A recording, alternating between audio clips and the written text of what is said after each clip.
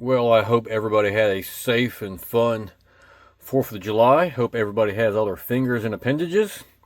Saw a lot of fireworks accidents over the last couple of days. It's kind of odd. I don't know if it's maybe because everybody has a cell phone in their hand and social media presence, or we just having more and more fireworks accidents. Kind of weird. But anyways, this Mailbag Monday almost didn't happen. Long story short, when I started the whole Mailbag Mondays video series, I was just opening up some hunting gear, camping gear, fishing gear, things like that, until it just kind of produced into what we have today with the postcards, the vintage postcards.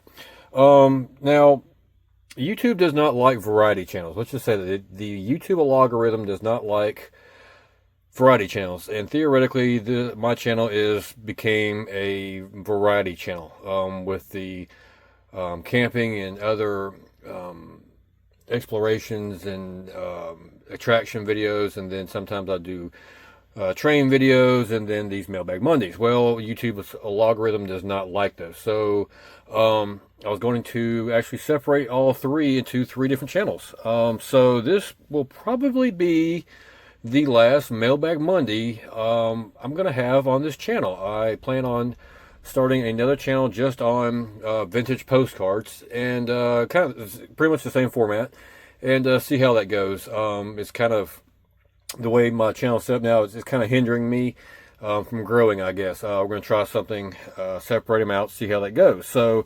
if you're going to be looking for more postcard videos, I will put a community post out whenever my new channel is up and new videos going, so you can go on over there, subscribe, like, comment, share, and all that other good stuff. So yeah, so this will probably be the last Mailbag Monday on this channel, and it has two envelopes that we're going to go ahead and open up today. And if you notice, I don't even have a drink. So yeah, anyways, this first postcard comes from the Nashville, Tennessee area. Clarksville, Tennessee. I'm not familiar with that area. Kind of familiar with Nashville. Not a whole lot. I was up there a couple of years ago when I was ending my Natchez Trace trip, and I'm kind of making plans to go back up there. There's some things up in the Nashville area that I want to go see and do. And so that'll be probably next year, probably next spring. Let's just say that. But until then, let's see what we got here from Nashville, Tennessee. It looks like a interesting, fairly large and open motel. Let's take a look. It is the Horseshoe Bend Motel. It's located on US 280 bypass in Alexander City, Alabama. 50 beautiful rooms, swimming pool, TV, room phone, carpet, and a restaurant on premises. Now, this opened up in, I think it was the 70s, 60s or 70s. I did a little research. I actually found a little bit of information on it, actually. Opened up in, I think it was the 60s or 70s. Like I said, it has 7 rooms and 57 buildings and 50 rooms. Now, in the late 90s, I think it was 98, 99, somewhere in that area, it actually became a Best Western. I guess the owner sold the Best Western, trying to get a little more variety or notoriety for the name of the hotel. Somewhere in the early 2000s after that, part of the hotel was sold, the right half here, if you will. It was sold, and they put a Walgreens in place, as you can see here. I think that was early 2000s. Now, after that, in 2010, 2011, that time frame, it actually changed back to the Horseshoe Bend Motel. They got rid of the Best Western name for whatever reason, and then became a Horseshoe Bend Motel, back to the same name. Around 2020, early 2020s, it changed to a Days Inn, and that's where it's at now. Still the same setup with half the size of the building. Still going. I don't recall seeing, I didn't do much research on it. I forgot what the ratings are, but I'll put those up on the screen here. You can kind of see how the ratings of the current Days Inn motel is doing. So kind of interesting. You see how the area has grown up from being kind of sparsely populated with a bunch of trees over there, and Looks like there's a church in the background now. It's a pretty, kind of a busy area. So, didn't pay much for this postcard. It's kind of interesting. The whole, the layout, how sprawled out it is. It's interesting. A lot of motels are usually fairly compact and space conscious, and this one was not that at all. That's probably why they had to change names back and forth to make some money. That piece of property is probably a good chunk of change these days. And the last envelope on today's Mailbag Monday has quite a few postcards in it from good old Dewey Beach, Delaware. This is starting to be one of my favorite sellers. I actually bought some more last night from this seller. They have a lot of good postcards as far as I'm concerned. Really good pricing and fair shipping prices and lots of variety. And yeah, I mean, you can see here I have quite a few. So yeah, I think that's all of them. Something else in there. It might just be a card. Yeah, just a card. Okay.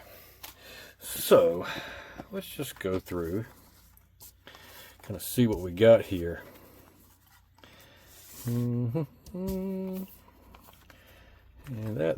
there's seven postcards. Wow. Pretty good bit of postcards. All right, so let's take a look at this one right here.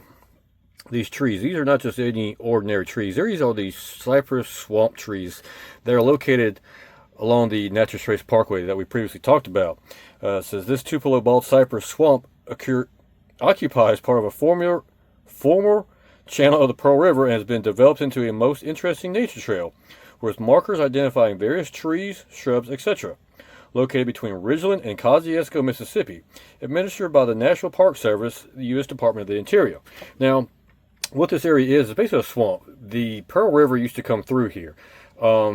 Through river changing directions and areas like that, created a low spot, and then eventually low water, like real low water came through time frame, and trees deposited their seeds and things like that, where these cypress trees and tupelo trees were able to take seed and grow up in this area probably hundreds of years ago. I'm not sure how old these trees are.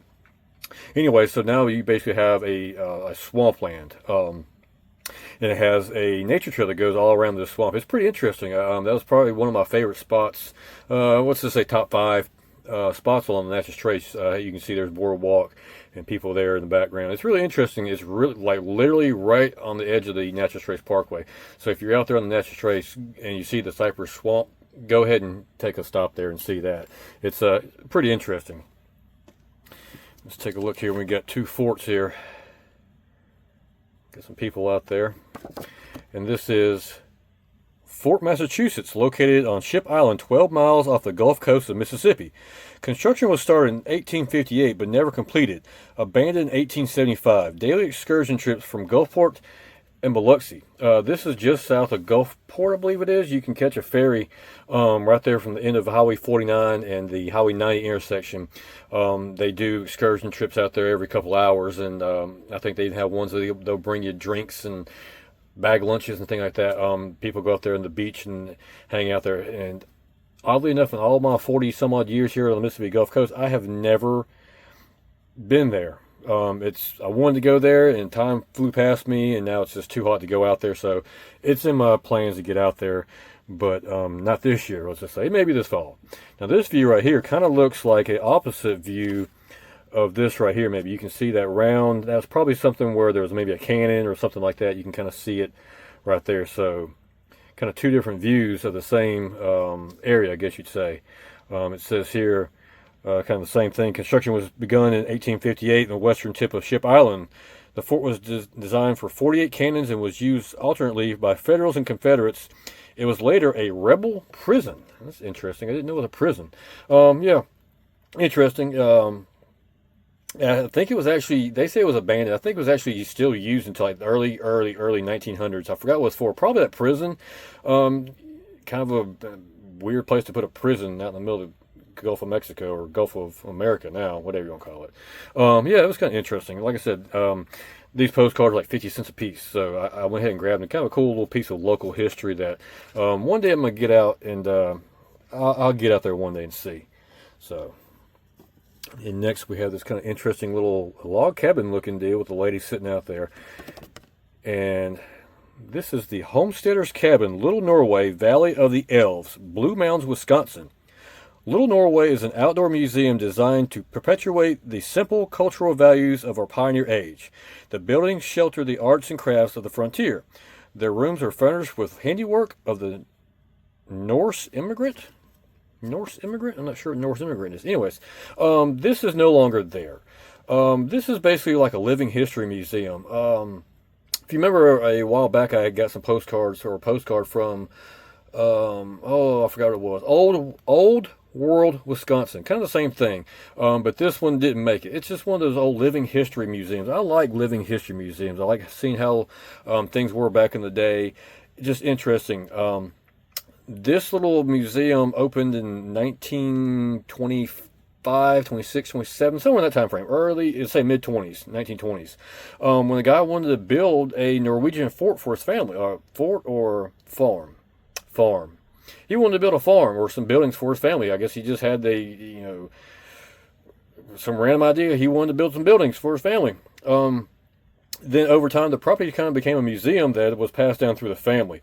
Now, unfortunately, it was closed in 2012, mid-2010s, let's just say, 2011, 2012, in that area, due to the cost of upkeep and not making enough revenue. Sadly, it's no longer there.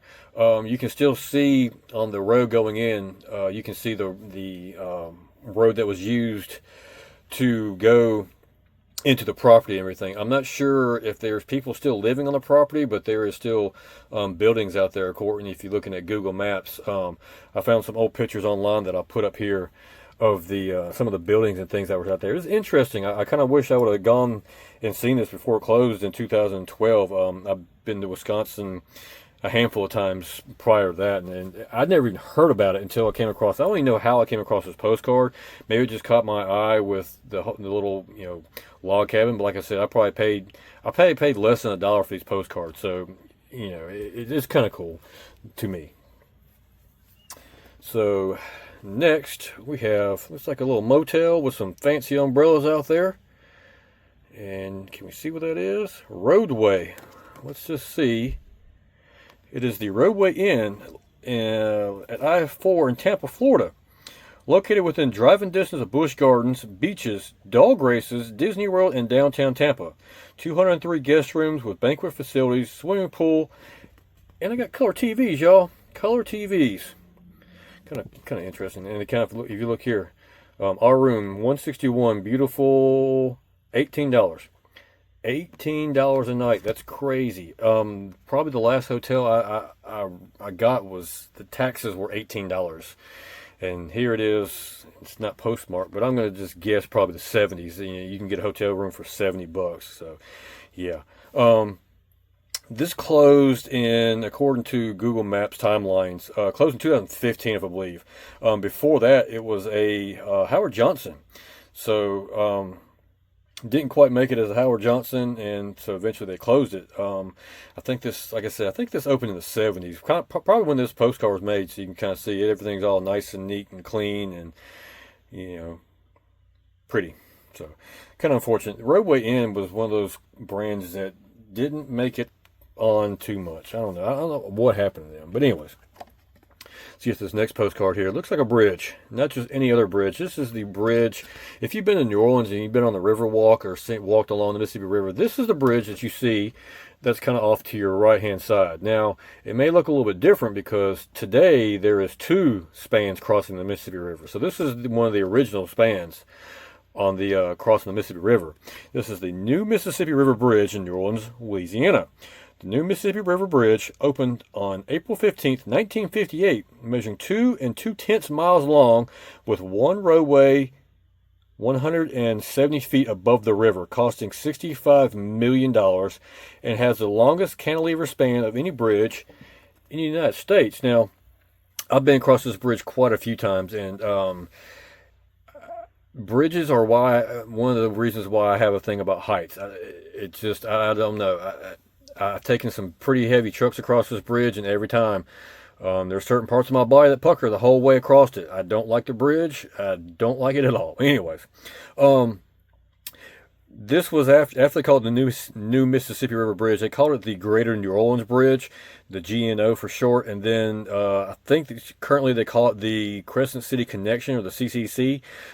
Just kind of depends upon what you want to call it. I don't know if there's an official name for it. I'm sure there is, but anyways, this roadway that you see here is Highway 90. It takes you across the Mississippi River. This is the New Orleans side, and over here is the Algiers side. Algiers and like Harvey and things like that over that way. I believe now it is the fifth longest cantilever bridge in the world. It was originally the longest, now it's like the fifth longest. So anyways, so between 1981 and 1988, that's when they added the second span.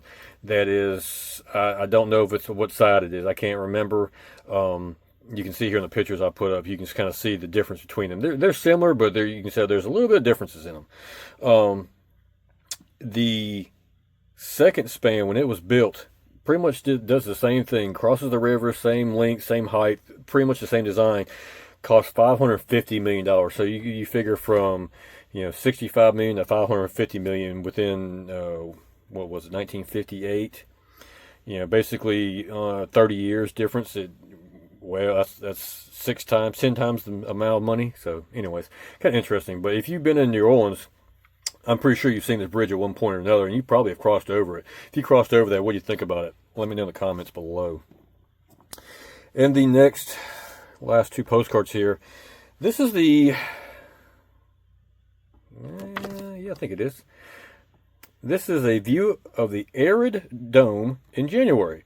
A display of arid plants blooming that are native to southern hemisphere. Dry climates, the background, acacia trees bloom in their full splendor. Mitchell Park Horticultural Conservatory. I'll get it out. In Milwaukee, Wisconsin. This is the Mitchell Domes. This was one of my grandmother's favorite places to go. She lived just outside of Milwaukee. She loved plants and gardening and flowers and things like that. I actually did a video on this when I was up there for her funeral. Probably not this building, but there was a building. We were there in the springtime, so they had a building that had like tulips and stuff like that. Literally walking in that dome, it's literally, think of the Disney World or Epcot sphere, kind of like that cut in half. Okay, it's a dome. Walking in there was probably the cleanest oxygen I've ever smelt and enjoyed in my life. It was almost, I don't want to say breathtaking, but you could definitely change. You could notice a difference from walking outside to walking in that dome of all the plants and how clean that air was. It was amazing. Okay, I don't know how it's put. It was interesting, amazing. You could tell the difference. But yeah, it was cool because that was one of my grandmother's favorite spots, and it was nice to go there. Whenever we were up that way. And this one is the Japanese garden is featured in this show dome replica. A tranquil pool, yada. I'm not going to pronounce that. Or a zigzag bridge and Azumaya garden house complete the restful setting. Kind of the same thing. When I was there, I don't remember that being there. Now, these postcards are probably from the 80s. I'm guessing. Kind of looks like 80s, maybe late 70s. And there's no time date stamp on any of these. But yeah, I'm guessing probably the 70s. When I was there was a little porch arbor type thing that was there. I'm not sure if that's what replaced it. So, I don't know. There is one area that changes with the seasons, from summer to spring, fall, things like that. There is a humid or almost like a jungle-like dome, and there's another dome that has the arid dome, which is kind of like what this one is here, I believe. Kind of think of like the desert cactuses and things like that. It's kind of interesting. You could tell that it was interesting going from the humid to the desert to the springtime. It was just interesting to see those three domes. Now, the Mitchell Domes opened in the late 50s or early 60s, if I'm not mistaken, somewhere in that time frame. I want to say it cost like close to $5 million when they first built it. The original, before they built the domes, was built in the late 1800s. It was just kind of a more simpler greenhouse that we kind of think of, just a simple, rectangle, square type greenhouse, something like that. Now it opened. It was going until like the 40s or 50s when people just kind of stopped going to it. It was nothing was changing with it. It was kind of the same thing over and over again. People kind of got tired with it. So after the 50s, they actually went in and made it to the domes that you see now. So the domes have been around since probably the 60s, some of that time frame, given the time frame for them building them and everything. It's pretty interesting. If you're ever in the Milwaukee area and you get a couple hours to kill off, it's interesting to go see. It doesn't cost a lot of money to go to. It's technically a museum. And one thing I found that was kind of interesting about, we went to a couple museums when we were up there, kind of clearing our mind that you could drink beer in these museums. Like literally we walked in there and there was a cooler of local craft beer there. And I was kind of shocked that they let us drink beer while walking around this park or this museum. So it was kind of cool. So yeah, that's why I got these. I don't have these cards. I have some cards from the Mitchell Domes, but not these. So that's why I went ahead and grabbed hold of them. And like I said, I think most of these cards I got, if not all of them, were less than $1, and some were probably 50 cents. So just kind of why I got them, I guess you'd say. But kind of an interesting little spread of postcards this week on this week's Mailbag Monday, and possibly the last Mailbag Monday that's going to be on the channel here. So yeah, if you ever been to any one of these attractions, if you've gone to the Cypress Swamp, or if you remember the that old Little Norway, let me know what you think about it. I kind of kicked myself in the pants for not finding out about that. That would have been kind of interesting to go see. I remember going to the Old World Wisconsin, the other side of the state, and, as a child, and I enjoyed that. It was pretty interesting. I think that motel there that says driving distance to Busch Gardens, it's like 20 minutes from Busch Gardens. It's kind of, it's close but not close. But anyways, yeah.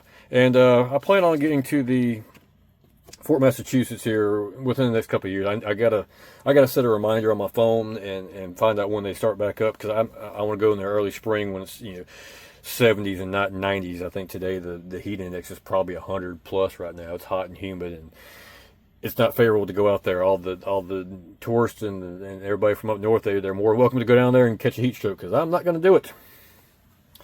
But anyways, kind of concludes this Mailbag Monday. And if you like these Mailbag Mondays, I will, like I said before, I will put a community post, or maybe do just another kind of another video on this channel promoting my other channel with these. So if you are one of the few that do like these videos and do watch the videos and do comment on them, that's where they'll be at. And I appreciate, like I said before, I appreciate everybody that watches and comments and likes and subscribes and all that good stuff. So yeah, I'm just trying to get my main channel just to kind of grow a little bit, and I got to do what I got to do to get it to grow. And then to make it grow, I'm gonna have to get rid of this stuff that doesn't kind of relate to the channel, I guess you'd say. So it is what it is, but hopefully it'll all work out, and maybe my postcard channel will grow as well and be successful. So hopefully that'll work out. And I'll probably be doing a railroad channel, train channel.